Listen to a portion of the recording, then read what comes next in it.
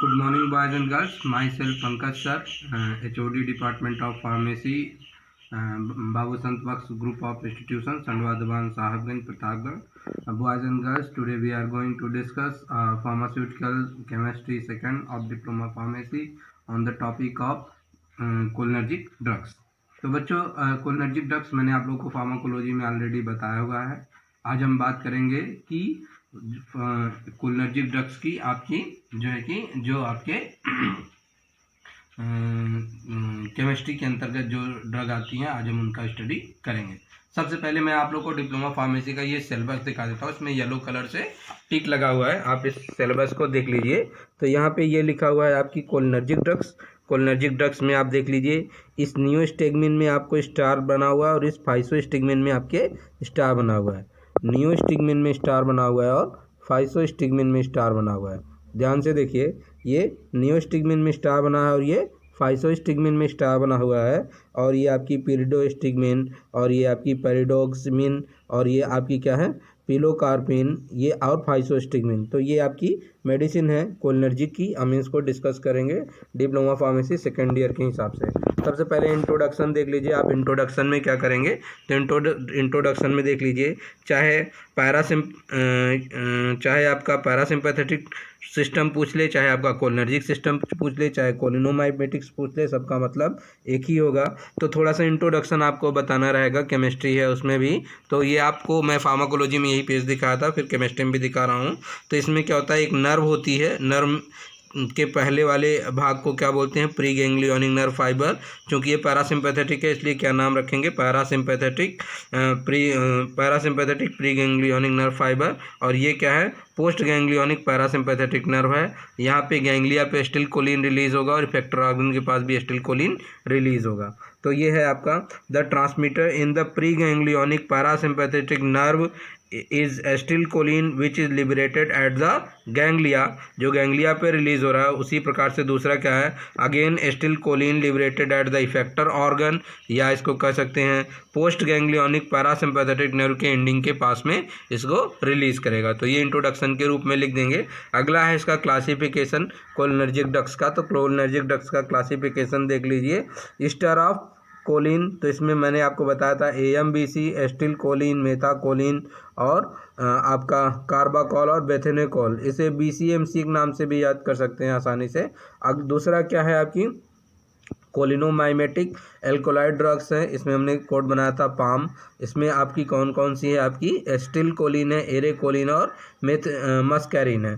तीसरा है आपका एंटीकोलिनेस्टरेज। एंटीकोलिनेस्टरेज आपकी कोलिनर्जिक ड्रग्स हैं। ये कोलिनेस्टरेज नामक एंजाइम को ब्लॉक कर देती हैं, जिससे एसिटिलकोलिन की मात्रा बढ़ जाती है। इसमें आपका जो रिवर्सिबल है वो आपकी फाइसोस्टिग्मिन, नियोस्टिग्मिन है और पिरिडोस्टिग्मिन है। और जो इरिवर्सिबल है वो आपकी क्या है,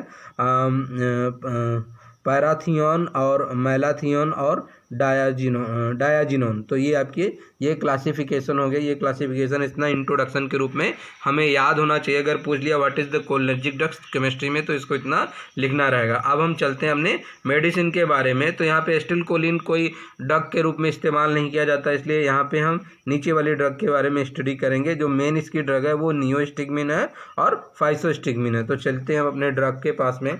तो ये देखिए, ये हमारा कौन सी ड्रग है, ये आपकी नियोस्टिग्मिन है। ये हमारी कौन सी ड्रग है, ये हमारी नियोस्टिग्मिन है। तो ब्रांड नेम इसका हमने लिखा हुआ है नियोस्टिग्मिन, प्रोस्टिग्मिन और जुआस्टिग्मिन। इसका कोई मतलब नहीं है, आप चाहे जो ब्रांड नेम लिखिएगा, इतने ब्रांड नेम है कोई याद नहीं कर सकता। जो मेन चीज़ है वो हमारा क्या है, स्ट्रक्चर है। जो ये मेन चीज़ हमारा क्या है, स्ट्रक्चर है। स्ट्रक्चर में क्या है कि एक हमने बेंजीन रिंग बनाया हुआ है। बेंजीन रिंग के ऊपर एक नाइट्रोजन लगा हुआ है, जिसके पास जो 3 मेथिल ग्रुप से जुड़ा हुआ है। और नीचे क्या है आपका, ध्यान से देखिए, ये O है, ये C डबल बॉन्ड O है, ये N है, इसके बाद ये 2 बार आपकी CH3 है। अब इसका नोमेनक्लेचर देख लीजिए, ध्यान से देखिए। नोमेनक्लेचर, इसका स्ट्रक्चर और नोमेनक्लेचर दोनों एक साथ देखिएगा तो आपको समझ में आएगा। तो यहाँ पे हमने दिखाया है डाईमेथिल। देखिए ये पे लिखा है कि आपका डाईमेथिल अमीनो। तो ये डाईमेथिल अमीनो किसके लिए, इसके लिए है डाईमेथिल अमीनो। ये हो गया। उसके बाद क्या है, उसके बाद है CO के लिए हमने क्या लिखा है, कार्बोनिल। और ऑक्सीजन के लिए ऑक्सी ग्रुप। फिर से देख लीजिए ये सारी चीज़ें कहाँ से जुड़ी हुई हैं, 3 नंबर से। हमने एक बड़ा ब्रैकेट लगाया, एक मझोला ब्रैकेट लगाया, एक सबसे छोटा ब्रैकेट लगाया। तो सबसे छोटे ब्रैकेट में ये वाला, मझोले ब्रैकेट में ये वाला, और सबसे बाहर वाले ब्रैकेट में इस वाले का नाम लिखा। तो क्या लिखे हैं आप ध्यान से देखिए, डाई मेथिल अमीनो, फिर छोटा वाला ब्रैकेट लगा दिया, फिर इसके लिए कार्बोनिल लिखा, फिर मझला ब्रैकेट लगा दिया, फिर ऑक्सी लिखा इसके लिए, फिर बड़ा वाला ब्रैकेट लगा दिया। और उसके ऊपर उसके लिए इसके बाद फिर हम क्या करते हैं, यहाँ पे एन के पास आते हैं। तो यहाँ लिखा हमने क्या, N comma N comma N, यानी 3 बार एन लिखा। क्यों? क्योंकि इसके पास 3 बार मेथिल ग्रुप लगा है, इसलिए N comma N comma N trimethyl. और ये पूरा क्या है, बेंजीन है, और इस नाइट्रोजन के लिए अमोनियम, तो बेंजीन अमोनियम। तो ये नॉमेनक्लेचर आप इसको कई बार सुनिएगा तो ये आपको क्या हो जाएगा, याद हो जाएगा। फिर से बता देते हैं, इसके लिए क्या नाम लिखा है हमने, इसके लिए है डाई मेथिल अमोनियम छोटा ब्रैकेट बंद, फिर क्या है आपका कार्बोनिल मझोला ब्रैकेट बंद, फिर ऑक्सी बड़ा ब्रैकेट बंद। इतना ब्रैकेट बंद करने के बाद बाहर 3 लिख देंगे, क्योंकि ये सब चीज़ें कहाँ किस नंबर से जुड़ी हैं, 3 नंबर से। फिर हम इस नंबर पे आते हैं तो क्या नाम लिखते हैं, एन एन एन ट्राईमेथिल। तो 3 बार एन लिख के फिर क्या लिखेंगे, ट्राईमेथिल, और इसके लिए बेंजीन, और इस नाइट्रोजन के लिए अमोनियम, तो बेंजीन अमोनियम। ये इसका क्या हो गया, नॉमेनक्लेचर। इसके बाद इसकी फिजिकल प्रॉपर्टीज़ में आते हैं। इसका कलर जो है कैसा होगा, कलरलेस होगा या वाइट क्रिस्टलाइन पाउडर होगा। ऑर्डर कैसा होगा, ऑर्डरलेस होगा। टेस्ट कैसा होगा, बिटर होगा। और इसकी जो सॉल्युबिलिटी क्या होगी, किस में होगी, वाटर में सॉल्युबल होगा, अल्कोहल में सॉल्युबल होगा, और क्लोरोफॉर्म में सॉल्युबल होगा। और इसका जो मेल्टिंग पॉइंट है वो कितना है, 167 डिग्री सेंटीग्रेड। और इतने पे मेल्ट तो हो जाएगा, लेकिन क्या हो जाएगा, डिकम्पोज हो जाएगा, इसकी इंटीग्रिटी क्या हो जाएगी, समाप्त हो जाएगी। नेक्स्ट टॉपिक है स्टोरेज। तो स्टोरेज में क्या लिखेंगे, store in well close air tight container and protected from light at below 30 degree centigrade temperature. ये इसका स्टोरेज हो गया। यूजेस देख लीजिए, इसका यूज कहाँ से होता है, तो स्टिमुलेस पेरिस्टालसिस मूवमेंट, यानी पेरिस्टालसिस क्रमानुकुंचन, हमारी जो स्टोमक और इंटेस्टाइन की जो गति होती है, जिससे हमारा जो वहाँ स्टोमक में उपस्थित काइम जो है आगे मूवमेंट करता है, तो उसमें उसकी पेरिस्टालसिस मूवमेंट को क्या करते हैं, ये बढ़ा देता है। Stimulate peristalsis movement in the post operative distension, मतलब जब ऑपरेशन होता है और ऑपरेशन के बाद स्टोमक इवैक्यूएट नहीं होता है या मतलब लैट्रिन नहीं होती, उस केस में इस दवाई को दे के पेरिस्टालसिस मूवमेंट को बढ़ा देते हैं, जिससे स्टोमक क्या हो जाता है, साफ हो जाता है। नेक्स्ट है क्या, myasthenia gravis treatment. Myasthenia gravis के ट्रीटमेंट में भी इसका इस्तेमाल किया जाता है। माइस्थेनिया ग्रेविस ज़्यादातर बुजुर्गों की प्रोग्रेसिव न्यूरो की डिजीज़ है, ऑटोनॉमिक नर्वस सिस्टम की डिजीज़ है, जिसमें जो पेशेंट होता है उसका ग्रिप जो होता है वो मसल्स का ग्रिप कमज़ोर हो जाता है और आंखें हमेशा झपकी सी रहती हैं। और क्या है आपका ये paralytic ileus treatment. Paralytic ileus treatment मतलब पैरालाइट हो जाता है इलियस में, तब इसकी सहायता से इसका ट्रीटमेंट किया जाता है। और क्या है कि इसका पोस्ट ऑपरेटिव यूरिनरी रिटेंशन, अगर ऑपरेशन के बाद यूरिन रुक रहा है यूरिनरी ब्लैडर में, तो इस मेडिसिन को देते हैं। तो यूट्रस में क्या होता है, यूरिनरी ब्लैडर में कॉन्ट्रैक्शन होता है, तो जिससे क्या होता है, यूरिन थोड़ा बाहर आ जाता है। नेक्स्ट इसका जो साइड इफ़ेक्ट है वो क्या है, जो सलाइवेशन होगा वो क्या हो जाएगा, बढ़ जाएगा, यानी लार ज़्यादा निकलेगा, नोजिया की फीलिंग आएगी, वोमिटिंग की फीलिंग आएगी, और एब्डोमिनल क्रैम्प यानी पेट में क्या होगा, दर्द होगा। तो ये हमारा नियोस्टिग्मिन था, ये बहुत इंपॉर्टेंट है एग्ज़ाम के पॉइंट ऑफ व्यू से। अब हम जो मेडिसिन दिखाते हैं वो अगली मेडिसिन होगी, इसका आप स्क्रीनशॉट देख लीजिए पूरे पेज में, ताकि अगर आपको खींचना हो तो इसकी फ़ोटो ले सकते हैं। अब आप अगली मेडिसिन देख लीजिए इसी क्लास की, वो है कौन सी आपकी, फाइसोस्टिग्मिन। तो ये आपकी फाइसोस्टिग्मिन है, इसका जो ब्रांड नेम है वो क्या है, ईसेरिन या फाइसोस्टॉल इसका नाम है। स्ट्रक्चर ये इसका स्ट्रक्चर है। इसमें ये वाली रिंग आपकी कौन सी है, ये आपकी इमिडाजोल रिंग रहती है, और ये वाली रिंग कौन सी है आपकी, इंडोल रिंग है। ये वाली कौन सी है आपकी, इमिडाजोल रिंग है, और ये वाली रिंग कौन सी है आपकी, इंडोल रिंग है। इसका नॉमेनक्लेचर देख लीजिए, यहाँ पे देखिए हाइड्रोजन नहीं है तो वो हमने लिखा नहीं है, लेकिन अगर आप चाहें तो हाइड्रोजन नहीं है तो हाइड्रोजन को भी अगर आपको लिखने की इच्छा हो तो लिख सकते हैं। इसमें लिखेंगे कैसे, 1 2 3 3A 8 and 8A hexa hydro, इतना लिखने के बाद तब ये जो नॉमेनक्लेचर लिखा है लिखेंगे, फिर से सुन लीजिए। 1 2 3 3A 8 8A 6 हो गया हेक्सा हाइड्रो। उसके बाद ये वाला नॉमेनक्लेचर लिखेंगे, कैसे लिखेंगे 138 ट्राई मेथिल। तो 1 के पास मेथिल ग्रुप है, 3 के पास है और 8 के पास, तो 138 ट्राई मेथिल।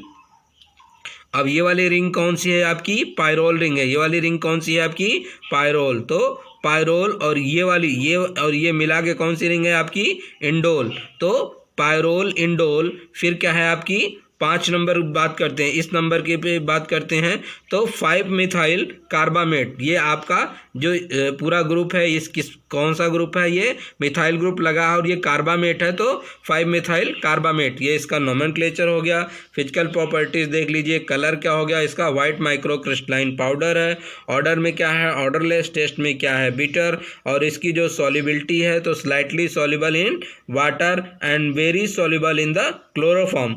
जबकि इसका जो मेल्टिंग पॉइंट है वो कितना है, 105 to 106 डिग्री सेंटीग्रेड। स्टोरेज इसका देख लीजिए, it should be store in well close container and air tight container and protected from light at below 30 degree centigrade temperature. Use देख लीजिए, it is a cholinergic drugs.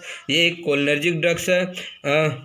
और इस काम कैसे करती है, एंटी कोलिनिस्टरेज यानी कोलिनिस्टरेज एंजाइम को ये क्या कर देती है, रोक देती है। वो कोलिनिस्टरेज एंजाइम क्या करता है, एसिटिल कोलिन को ब्रेक डाउन करता है। तो जब कोलिनिस्टरेज एंजाइम ही नहीं मतलब ब्लॉक हो जाएगा तो आपका एसिटिल कोलिन की मात्रा बढ़ जाएगी।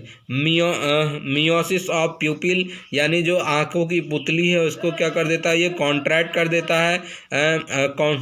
Contract the dilation of the प्यूपिल। और ये क्या करता है, प्यूपिल को क्या कर देता है, कॉन्ट्रैक्शन कर देता है। In case of the atropine, जब एट्रोपिन का क्या हो जाता है कि साइड इफेक्ट हो जाता है या एट्रोपिन का पॉइजनिंग हो जाती है, ज़्यादा एट्रोपिन हो जाता है, उस केस में क्या हो जाता है कि आँखों की पुतलियाँ जब ज़्यादा फैल जाती हैं तो एट्रोपिन के एडवर्स इफेक्ट को ख़त्म करने के लिए इस दवाई का इस्तेमाल किया जाता है। Decrease the intraocular pressure in the glaucoma. अगर कोई ग्लूकोमा का पेशेंट है तो उसका इंट्राऑकुलर प्रेशर को ये क्या करता है, कम कर देता है।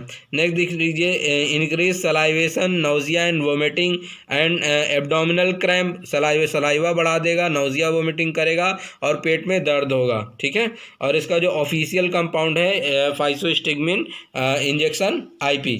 अब अपने नेक्स्ट मेडिसिन पे चलते हैं। जो तीसरी वाली मेडिसिन है वो हमारी कौन सी है, वो हमारा क्या है, पिरिडोस्टिग्मिन। तो आप मेनली इसमें दो ध्यान दीजिएगा। एक आप कौन सी आप एक सबसे पहले आप इसमें ध्यान दीजिएगा नियोस्टिग्मिन, दूसरी आपकी पिरिडोस्टिग्मिन जो आपकी मेन मेडिसिन है।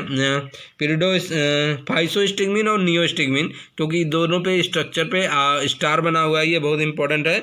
अगला है हमारा पिरिडोस्टिग्मिन, आप ये भी देख सकते हैं, लेकिन मेन जो सबसे ज़्यादा इंपॉर्टेंट है वो नियोस्टिग्मिन और फाइसोस्टिग्मिन।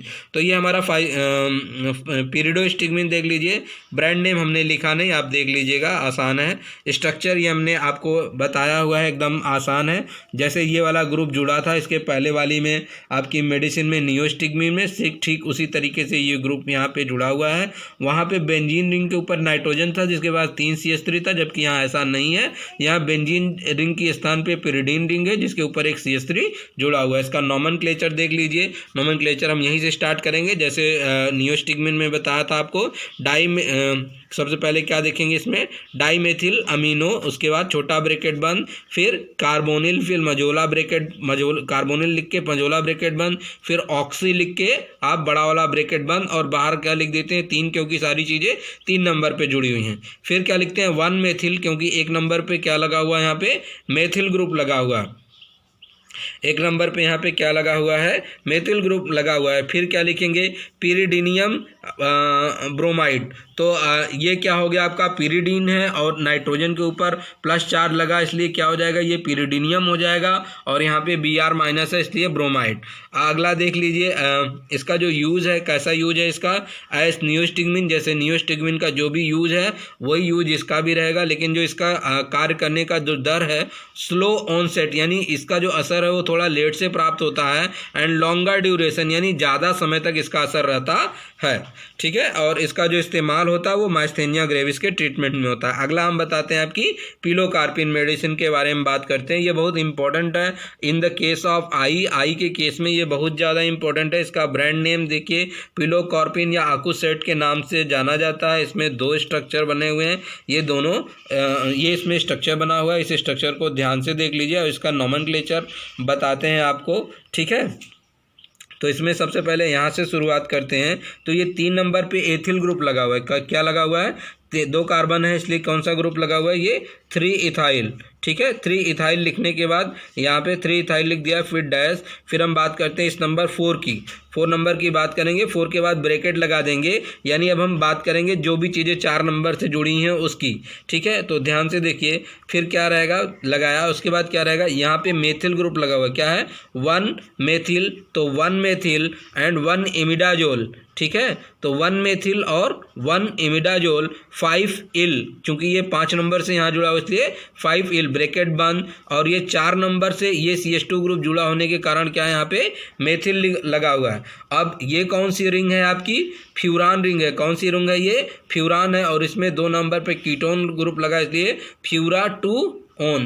तो ये इसका नोमेनक्लेचर हो गया। जरूरी नहीं है कि आप पिलोकार्पिन का भी नोमेनक्लेचर पढ़िए, मेनली जो ज़्यादा इंपॉर्टेंट है वो सिर्फ और सिर्फ नियोस्टिग्मिन और फाइसोस्टिग्मिन ही ज़्यादा पूछा जाता है, लेकिन हम सबका बता दे रहे हैं आप लोगों को। तो यहाँ पे देखिए ये कौन सी किस क्लास की मेडिसिन है? ये है आपका पैरासिम्पैथोमाइमेटिक, यानी आपकी कोलिनर्जिक ड्रग्स है। ये क्या है? Reduce intraocular pressure, intraocular pressure को कम करता है, यानी आँख के अंदर जो द्रव भरा हुआ है जिसकी वजह से आँख के गोलक के ऊपर दबाव है, उस प्रेशर को क्या करता है? ये कम करता है। और उस प्रेशर को जब ये कम कर देगा तो क्या करेगा? हमको ग्लूकोमा से रिलीफ मिलेगा। तो इसका इस्तेमाल कहाँ होता है? Treatment of glaucoma. क्यों ग्लूकोमा केस में उपयोग में आ रहा है? क्योंकि ये इंट्राऑकुलर प्रेशर को क्या कर देता है? कम कर देता है, इसलिए हम इसे एंटी ग्लूकोमा के नाम से भी जानते हैं। नेक्स्ट मेडिसिन है जो हमारी, वो कौन सी है? प्रोलीडॉक्सिम क्लोराइड। ये भी हमारा क्या है? एक कोलिनर्जिक ड्रग्स है।